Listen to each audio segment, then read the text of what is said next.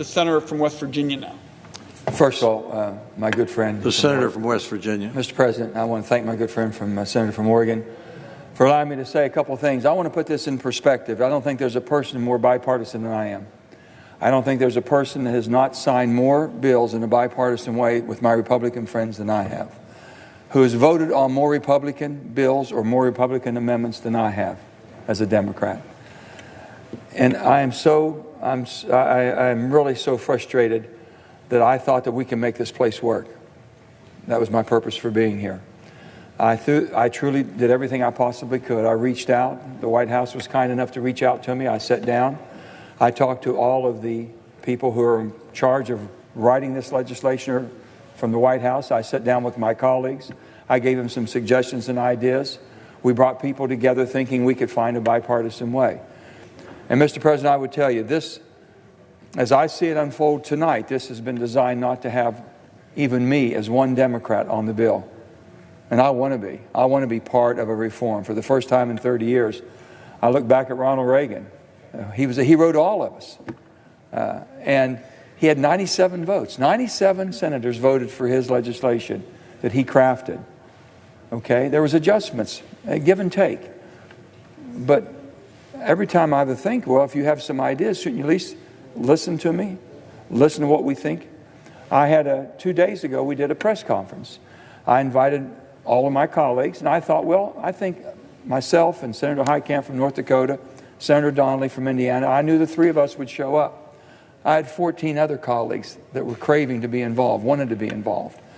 I saw my good friend Bob Corker, Senator Corker from Tennessee, asking, can we have a few more days to look at this? And that was denied. I don't know what it's going to take. Maybe we've hit the proverbial wall. But this is the first time that I know in the history of the United States of America that we've ever done this type of major reform without having a bipartisan objective forward. Not one bipartisan vote on this piece of legislation. And I've been looking, trying to say that people have called me today from my home and asking, what have you seen? Would you like something? I said, well, I haven't seen that much. I'm still trying to find the bill. I've promised them. I had to promise them. I said, I'll at least tell you that I'll see something before I vote on it. I won't be able to read it, but I'm going to see it. I want to see something. And I would love for us to take the time to sit down and work on this and see. You'd be surprised. I think you'd be surprised. I think not only could we get to 60, we could get above 60 on the votes on this, is what it should be. I thought my Democrat colleagues in 2010 that voted for the Affordable Care Act with not one Republican on it was wrong. I thought that was wrong. I understand from the history, I wasn't here, I was a governor at that time, that at least they tried. They went through the markups. They went through the hearings. They had an awful lot of input. And I understand that. But still yet, I don't think any major legislation that affects every American should go through without a bipartisan buy-in, without bipartisan votes, without bipartisan supports. If this was designed to be a political ploy, just to basically have one side and one side only, not wanting one Democrat vote, this will fail. And it's a shame for our country and for my colleagues. I have made it a point when I thought was broken in this place. I have never, ever campaigned against a sitting colleague.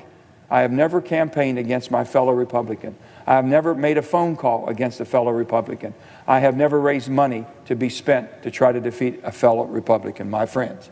Because I don't think I could face you if I'm trying to defeat you and then ask you to work with me. I've never done that, nor will I ever do that. That's all I've asked for is give me a chance to work with you. That's all I wanted to do. I want to be part of this. And I would ask you if you could, any way possible, slow this down to allow me to be involved. And I would appreciate that. And with that, I yield the floor.